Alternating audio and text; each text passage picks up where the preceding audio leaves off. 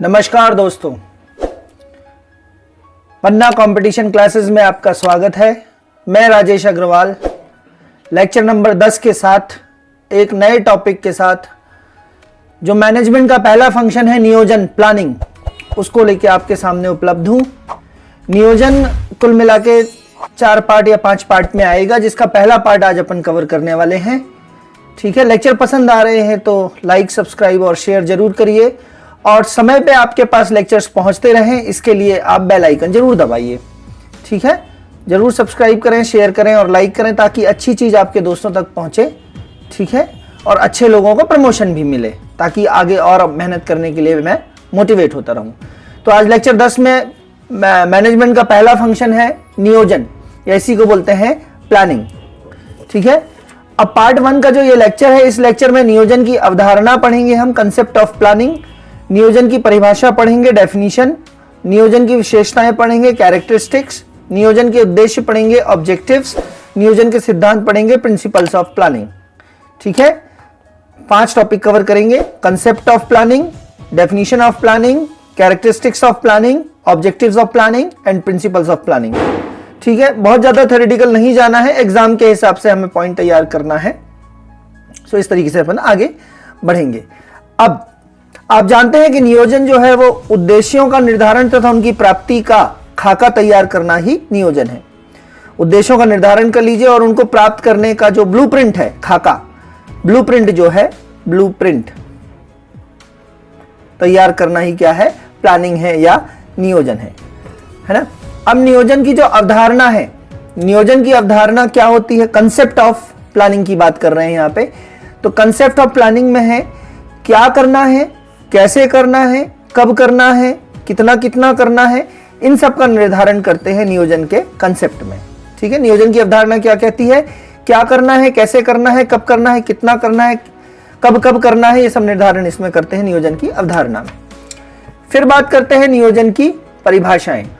ठीक है, मतलब प्लानिंग की जो डेफिनेशन है, नियोजन की परिभाषा है। मैनेजमेंट का पहला फंक्शन है नियोजन प्लानिंग, और उसकी परिभाषाओं की बात करेंगे तो पहली परिभाषा है जॉर्ज टेरी की। जॉर्ज टेरी की परिभाषा कहती है कि भविष्य में झांकने की तकनीक नियोजन है, यह भावी जरूरतों का एक सृजनात्मक पुनः निरीक्षण है। ठीक है, तो भविष्य में झांकने की तकनीक, ये कीवर्ड हो जाएगा, झांकने की तकनीक जो है वो नियोजन है। कीवर्ड ध्यान रखना है क्योंकि आपको वहां डेफिनेशन लिखना नहीं है, डेफिनेशन समझना चुनना आना चाहिए किसने दी थी। तो भविष्य में झांकने की तकनीक नियोजन है, यह भावी जरूरतों का एक सृजनात्मक रिव्यू है, ये ध्यान रखना है। जॉर्ज टेरी। कून्स ओडोनेल, बहुत अब आप ये नाम से परिचित हो चुके होंगे। कून्स ओडोनेल जो है, इनके अनुसार नियोजन एक बौद्धिक प्रक्रिया है, ध्यान देंगे जरा, इंटेलेक्चुअल प्रोसेस है, बौद्धिक प्रक्रिया है, कार्य करने के अलग अलग तरीकों का निर्धारण है और उसमें से फिर बेस्ट तरीके को चूज करना है। तो नियोजन एक बौद्धिक प्रक्रिया है, कार्य करने के अलग अलग तरीकों का निर्धारण है, ये कहते हैं कून्स ओडोनेल। ठीक है, फिर तीसरा मेरी कुशिंग नाइल्स, साइंटिस्ट का नाम है मेरी कुशिंग नाइल्स। मेरी कुशिंग नाइल्स क्या कहती हैं, नियोजन किसी उद्देश्य को पूरा करने के लिए सर्वोत्तम कार्यमार्ग के चयन, सर्वोत्तम कार्यमार्ग का चयन, ये इसका कीवर्ड है, सर्वोत्तम कार्यमार्ग का चयन और विकास करने की सचेतन प्रक्रिया है, कॉन्शियस प्रोसेस है, सचेतन प्रक्रिया है। तो सचेतन प्रक्रिया कीवर्ड है मेरी कुशिंग नाइल्स का।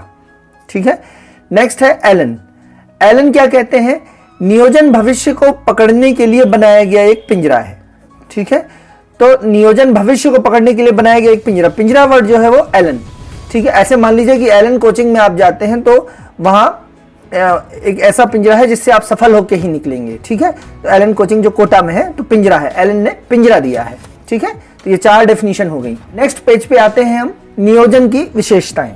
ठीक है, अभी क्या क्या कवर कर चुके हैं हम, नियोजन की अवधारणा, नियोजन की परिभाषाएं, नियोजन की परिभाषाएं है ना। अब बात करते हैं नियोजन की विशेषताएं, या इंग्लिश में बोलें तो कैरेक्टरिस्टिक्स ऑफ प्लानिंग।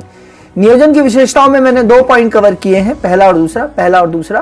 पहला है स्मार्ट गोल सेट करना ही नियोजन है। यह परीक्षा में आपसे पूछेगा कि नियोजन की विशेषताओं में स्मार्ट गोल में एस क्या होता है, एम क्या होता है। ठीक है, तो स्मार्ट गोल का मतलब है, गोल मतलब उद्देश्य, एस का मतलब है स्पेसिफिक, साफ साफ आपके उद्देश्य होने चाहिए, है ना। मैं जो है टाटा अंबानी जैसा बनूंगा, जैसा बनूंगा का मतलब क्या है, उनके जैसे एथिकल बनोगे आप, कि उनके जैसे पैसे वाले बनोगे आप, कि उनके जैसे हैंडसम बनोगे आप। तो आपके जो प्लानिंग है वो साफ साफ होनी चाहिए। दूसरा, आपकी प्लानिंग मेजरेबल होनी चाहिए, मतलब कितने समय में आप कितना कर पाओगे वो आपका आंकिक रूप में होना चाहिए, है ना। जैसे मैं 25 साल में बहुत प्रगति करूंगा, तो क्या आप इसको माप सकते हैं? नहीं माप सकते। मैं 25 साल में जो है, आज मैं सेल्समैन हूं, तो 25 साल में मैं उस बैंक का जो है एमडी बन जाऊंगा। ये मेजरेबल है, ठीक है, मापने योग्य। तीसरा है अचीवेबल। अचीवेबल का मतलब है प्राप्त कर सकने योग्य। जैसे मैं आज सोचूं कि रिलायंस 5G ला रहा है, तो मैं एक ऐसी कंपनी बनाऊंगा जो 6G ले आएगी, लेकिन उतने मेरे पास पैसे हैं, रिसोर्सेस है, मतलब असंभव कार्य सोच लेना बेवकूफी के समान है। तो आप ध्यान रखें, जो नियोजन या जो लक्ष्य निर्धारण कर रहे हैं वो अचीवेबल है कि नहीं, प्राप्त कर सकने योग्य है कि नहीं, है ना। फिर आर मतलब रेलिवेंट होना चाहिए, संबद्ध होना चाहिए। ऐसा नहीं है कि आपकी कंपनी जो है मोटरसाइकिल बना रही है और आप बोले कि साहब मैं आइसक्रीम में विश्व में सबसे अच्छी आइसक्रीम बना लूंगा। तो रेलिवेंट संबद्ध होना चाहिए आपका नियोजन आपके कंपनी से, ठीक है। और टाइम बाउंड तो जरूर होना चाहिए। कोई भी आपने प्लानिंग की है, अगर उसका टाइम पीरियड नहीं है, टाइम बाउंड नहीं है, तो करते जाइए जीवन भर, कभी आपकी प्लानिंग पूरी नहीं होगी। तो समय सीमा है ना। जैसे उदाहरण ले सकता हूं मैं इसमें, बिल्कुल स्मार्ट गोल का, एक साल मान लो 2023 के साल में एक कंपनी एक्स की बिक्री सेल्स जो है वो 5% से बढ़ाना है। तो ये नियोजन की विशेषता हो जाएगी। टाइम बाउंड है, एक साल स्पेसिफिक है, 22-23 में कंपनी एक्स स्पेसिफिक है, और बिक्री कितने % से, तो ये बिल्कुल मेजरेबल है ना। और 5% से बढ़ भी सकती है, अचीवेबल भी है। मैं बोल दूं एक साल में कंपनी एक्स की बिक्री 50% से बढ़ाना है, तो वो अचीवेबल नहीं है। 50% बिक्री एकदम से कैसे बढ़ जाएगी, है ना, कोई चमत्कार ही हो कर दे तो बात अलग है, ठीक है। तो ये नियोजन की विशेषताएं हैं, स्मार्ट गोल सेट करना। फिर दूसरा है नियोजन का कि संगठन के जो ऑर्गेनाइजेशन है, तो संगठन के विभिन्न भागों में जो है आपसी निर्भरता या इंटरडिपेंडेंट रहती है। एक विभाग दूसरे विभाग से प्रॉपर कम्युनिकेशन में रहता है, प्रॉपर कोऑर्डिनेशन में रहता है, समन्वय में रहता है। जैसे कंपनी के अलग अलग विभाग कौन से होते हैं? उत्पादन विभाग, जिसको इंग्लिश में प्रोडक्शन विभाग, क्रय विभाग, परचेज डिपार्टमेंट, वित्त विभाग, फाइनेंशियल विभाग, बिक्री विभाग, सेल्स डिपार्टमेंट, मार्केटिंग डिपार्टमेंट, ये सारे संगठन के अलग अलग विभाग हैं। अब आगे भी ये चीज बता सकता हूं मैं, लेकिन यहीं पे मैं आपको बताना चाहूंगा कि मार्केटिंग और सेल्स को ज्यादा मोटे तौर पे एक ही समझा जाता है। मार्केटिंग मतलब वाणिज्य, सेल्स मतलब बिक्री। मार्केटिंग एंड सेल्स में अंतर होता है, बहुत माइन्यूट डिफरेंस होता है, इसको अच्छे से जान लें। यदि मार्केटिंग एक गोला है, एक सर्कल है, तो उस सर्कल का केंद्र जो है वो सेल्स है। यदि मार्केटिंग एक गोला है तो उसका सेंटर जो है उसका सेल्स है, ठीक है। डेफिनेशन पार्ट पे चलते हैं थोड़ा सा, कि to make people aware about your product और सर्विसेज। दो चीजें होती हैं, या तो आपका प्रोडक्ट होता है या सर्विस होता है। प्रोडक्ट मतलब जिसको आप छू सकते हो, देख सकते हो, सूंघ सकते हो, है ना। और सर्विस जिसको आप देख नहीं सकते, लेकिन सर्विस आपको डिलीवर करी जाती है। जैसे मैं अभी आपको टीचिंग वाली सर्विस दे रहा हूं, डॉक्टर अपने देखने की सर्विसेज देता है आपको, ठीक है। तो ये सर्विसेज है। To make people aware about your product, अपने प्रोडक्ट या सर्विस के बारे में लोगों को जागरूक करना, सिर्फ बेचना नहीं, सिर्फ अवेयर करना कहलाता है मार्केटिंग। अर्थात लोगों को अपने कंपनी के उत्पाद तथा सेवाओं के बारे में जागरूक करना, या परामर्श देना, या काउंसलिंग करना। फॉर एग्जाम्पल, कोई बंदा आया, बोला कि मुझे मैनेजमेंट पढ़ना है ना। तो आपकी कंपनी मान लीजिए पन्ना कंपटीशन टेम्पल है, तो पन्ना कंपटीशन टेम्पल जो है वो प्रबंधन का कोर्स करा रही है। आप पन्ना कंपटीशन टेम्पल के मार्केटिंग के बंदे हैं, है ना। तो आप उसके पास जाएंगे तो आप बोलेंगे कि साहब ये जो है पन्ना कंपटीशन टेम्पल है, कोई एक्स कोचिंग क्लास है, कोई वाई कोचिंग क्लास है, इन तीनों में ऐसा ऐसा ऐसा ऐसा पढ़ाया जा रहा है। परामर्श देंगे, आप काउंसलिंग करेंगे, संभावित रास्ते बताएंगे सामने वाले को, निर्णय नहीं देंगे। संभावित रास्ते बताना और उनकी अच्छाइयां बुराइयां बनाना, लोगों को बताना, लोगों को जागरूक करना, यही मार्केटिंग होता है। मार्केटिंग में आप सामने वाले कस्टमर से को निर्णय नहीं बताते कि आप यही खरीदो या मेरा प्रोडक्ट ही खरीदो। सेल्स क्या कहती है? सेल्स जो होता है वो मार्केटिंग का अंतिम लक्ष्य है, अर्थात चीजों को बेचना। कैसे भी करके, ये इनके इन प्रकार साम दाम दंड भेद से अपने उत्पाद और सेवाओं को ग्राहक को टिका देना, चिपका देना, सेल्स कहलाता है, ठीक है। तो मार्केटिंग और सेल्स में बहुत बड़ा डिफरेंस है। सेल्स जो है वो सारी गतिविधियों का अंतिम प्रोडक्ट, अंतिम जो परिणाम है वो सेल्स होता है, ठीक है, बिक्री करना। तो ये डिफरेंस ध्यान रखिएगा। आगे जाके मैं आपको प्रोडक्ट और सर्विसेज में भी डिफरेंट बताऊंगा। कि जो वस्तु और सेवाएं जो होती हैं, वस्तु और सेवाएं, प्रोडक्ट मतलब वस्तु और सर्विस मतलब सेवाएं, तो इनमें डिफरेंस क्या होता है, परीक्षा में पूछा जाएगा आपसे। ये हो गई नियोजन की विशेषताएं। 2 विशेषताएं बताई हैं मैंने आपको, स्मार्ट गोल्स होने चाहिए और संगठन के अलग अलग विभागों में कोऑर्डिनेशन होना चाहिए, और यहीं पे मैंने मार्केटिंग सेल्स के डिफरेंस बताए हैं आपको। नेक्स्ट टॉपिक है नियोजन के उद्देश्य। नियोजन के उद्देश्य, टॉपिक सारे वही हैं, एक दूसरे से मिलते जुलते हैं, किसी किताब में कुछ, किसी किताब में कुछ, तो आप तो टेक्निकल शब्द, तकनीकी शब्द समझते जाएं, परीक्षा के हिसाब से तैयार होते चले जाएं। नियोजन के उद्देश्य है रिस्क कैलकुलेट करना, अर्थात जोखिम कितना रहेगा इस योजना में, जोखिमों को परखना, मितव्ययिता, कम से कम खर्चा, स्वस्थ प्रतिस्पर्धा रहे, ऐसा नहीं है कि प्रतिस्पर्धा से जीतने के लिए आप कुछ भी रास्ता इख्तियार कर लें, सामने वाले की बोतल में आप छिपकली मिला दें, है ना, ये सब नहीं कर सकते, गुटके में छिपकली मिला दी, ये नहीं कर सकते। एवं स्वस्थ मोर्चाबंदी, मोर्चाबंदी मतलब आपकी स्ट्रेटेजी, आपकी जो नीतियां होनी चाहिए वो इस तरीके से होनी चाहिए कि ये एथिक्स को पालन करें, बिजनेस एथिक्स को पालन करें, गलत तरीका नहीं अपनाना है। तो ये नियोजन के उद्देश्य है, रिस्क को कैलकुलेट करना, जोखिमों को परखना, मितव्ययिता तथा स्वस्थ प्रतिस्पर्धा एवं स्वस्थ मोर्चाबंदी, सामने वाला जो कॉम्पिटिटर है उससे आगे निकलने के लिए आप मोर्चाबंदी करेंगे, ये नियोजन के उद्देश्य है। ठीक है, इसके बाद हम बात करते हैं, ये पार्ट 1 का लास्ट टॉपिक है नियोजन के सिद्धांत। नियोजन के सिद्धांत या प्रिंसिपल ऑफ प्लानिंग, ये अपन कून्स एवं भेरिच के अनुसार बात करेंगे। कून्स एवं भेरिच ने नियोजन के सिद्धांत सबसे अच्छे तरीके से बताए हैं, तो इन्हीं की बात करेंगे हम। और इसमें बात करेंगे हम, पहला सिद्धांत जो है वो कार्यकुशलता का सिद्धांत है। कार्यकुशलता के सिद्धांत को ही बोलेंगे हम प्रिंसिपल ऑफ इफिशियंसी, है ना, कार्यकुशलता। इफिशियंसी मैंने सबसे पहले या दूसरे लेक्चर में आपको बताया है, इफिशियंसी का मतलब होता है आउटपुट अपॉन इनपुट, कितना इनपुट दे रहे हैं उससे कितना आउटपुट आ रहे हैं। मतलब अगर आप न्यूनतम इनपुट दें, न्यूनतम लागत हो, संसाधन हो, उस पर अधिकतम या श्रेष्ठतम उत्पादन देना, यह कहलाता है कार्यकुशलता या इफिशियंसी। और कार्यकुशलता का मान कभी भी 100% या 1 पूरा नहीं हो सकता, 1 से कम रहेगा या 100% से कम रहेगा, क्योंकि उत्पादन प्रक्रिया में कुछ ना कुछ लॉस अवश्य होता है। यदि कार्यकुशलता का मान 1 या 100% हो जाता है तो वो एक आदर्श प्रक्रिया, एक आदर्श स्थिति होती है जो कि कभी प्राप्त नहीं की जा सकती।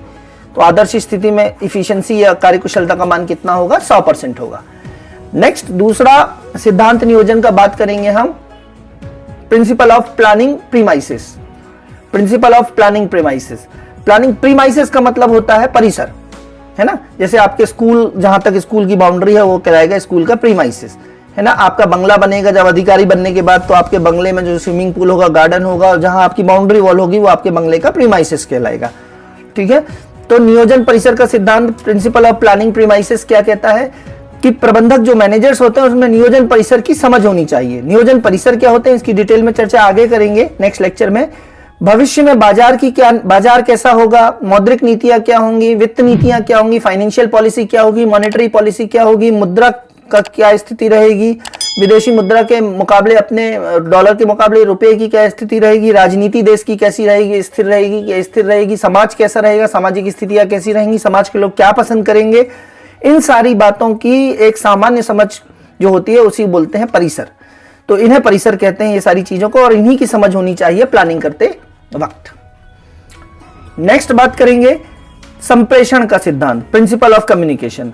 किसी भी चीज के लिए अपन पहले पढ़ चुके हैं कि संप्रेषण जो है वो किसी भी सिस्टम को स्मूदन करने का तरीका होता है, संप्रेषण, कम्युनिकेशन। इसके अंतर्गत सही समय पर सही सूचना और कितनी मात्रा में सूचना देना है ये शामिल होता है संप्रेषण। पूरा डिटेल में पढ़ने वाले हैं अपन communication, verbal communication, non verbal communication, किस तरीके से formal communication, non formal communication, ये सारी चीजें बात करने वाले हैं। चौथा, तो क्या आप भी लगातार तैयारी के कारण नहीं बना पा रहे हैं अपने मैनेजमेंट सब्जेक्ट के प्रॉपर नोट्स, तो ज्वाइन कीजिए हमारे पटवारी मैनेजमेंट सब्जेक्ट के कंप्लीट कोर्स को, जिसमें आपको मिलेगा recorded classes, all lecture PDF notes, टेस्टरी। यह केवल, इसकी फीस केवल 99 रुपए है। तो अभी व्हाट्सअप कीजिए इस कोर्स को ज्वाइन करने के लिए 90 39 53 44 79 पर। चौथा है सीमित घटकों का सिद्धांत, जिसको बोलते हैं प्रिंसिपल ऑफ लिमिटिंग फैक्टर, अर्थात ऐसी चीजें जो आपके नियोजन को, आपके बिजनेस को आगे बढ़ने से रोक रही हैं, लिमिट कर रही हैं, सीमित कर रही हैं, उसको बोलते हैं सीमित घटकों का सिद्धांत। तो उद्देश्य प्राप्ति में जो घटक बाधा डाल सकते हैं आपको आगे, आपके उद्देश्य प्राप्ति में जो घटक आपको बाधा डाल सकते हैं, उन्हें, उन घटकों को सीमित घटक कहते हैं या लिमिटिंग फैक्टर कहते हैं। इनकी पहचान करना तथा उनका समाधान, विकल्प है ना, इन सीमित घटकों की पहचान करके रखना।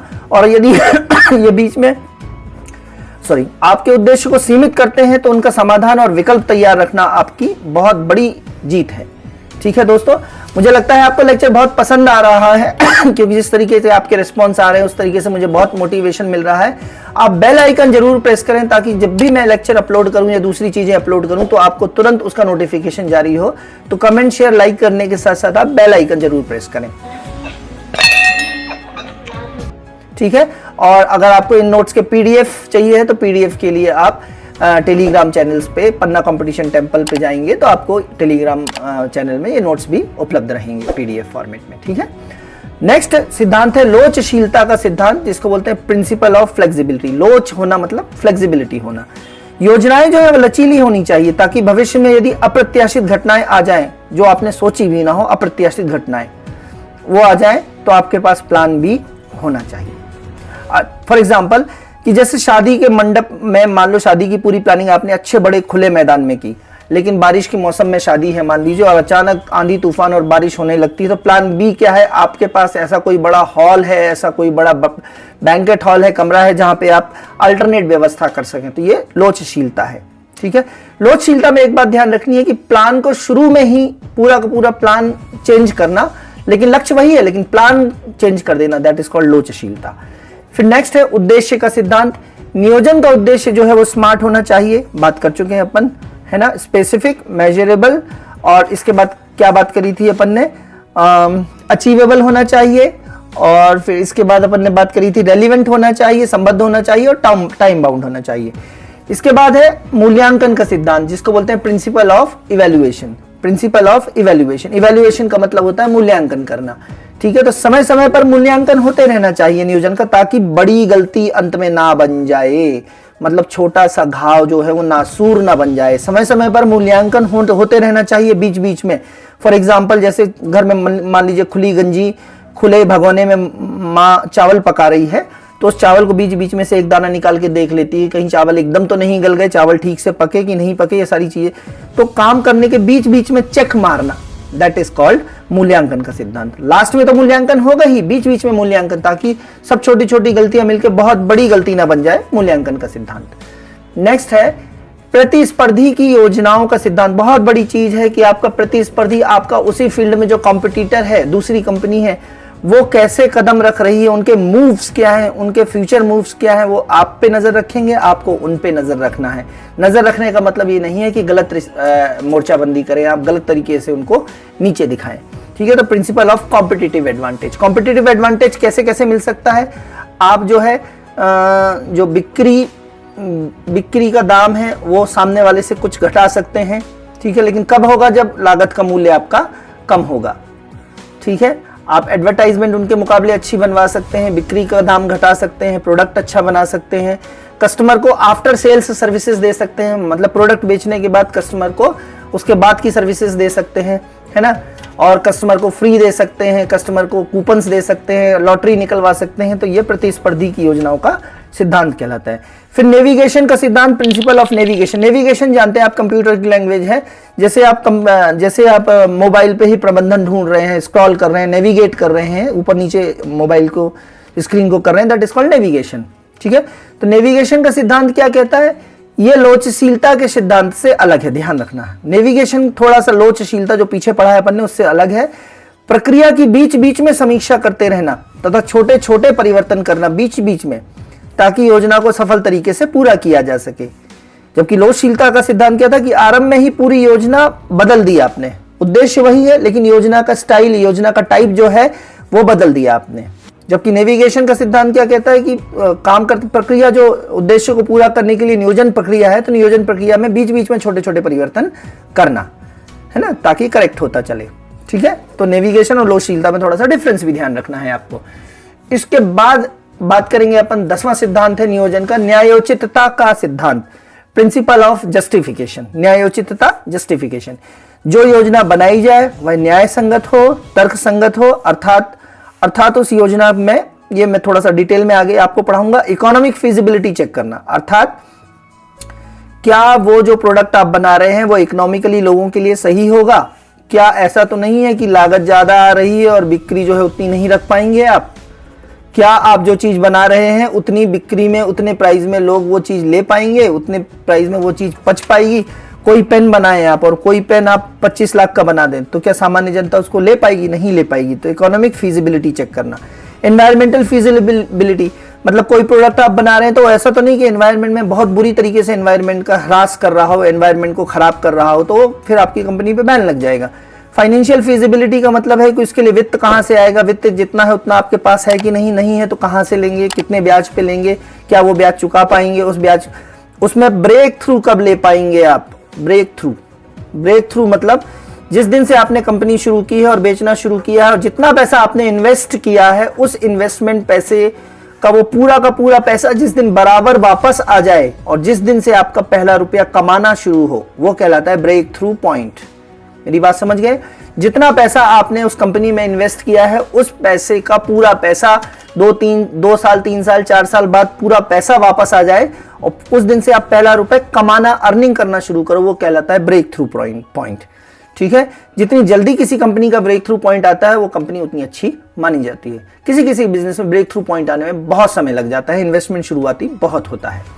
इसके बाद टेक्निकल फीजिबिलिटी में चेक करना है कि वो जो है वो यूजर फ्रेंडली होगा कि नहीं, बहुत ज्यादा टेक्निकल उसमें उसको यूज करने के लिए बहुत ज्यादा लोगों का तकनीकी ज्ञान तो नहीं चाहिए, जरूरत तो नहीं है, टेक्निकल फीजिबिलिटी है उस प्रोडक्ट की। तो ये सारी चीजें चेक करनी होती है न्यायोचितता के सिद्धांत में। इसको और डिटेल में अपन चर्चा करेंगे आगे के लेक्चर्स में।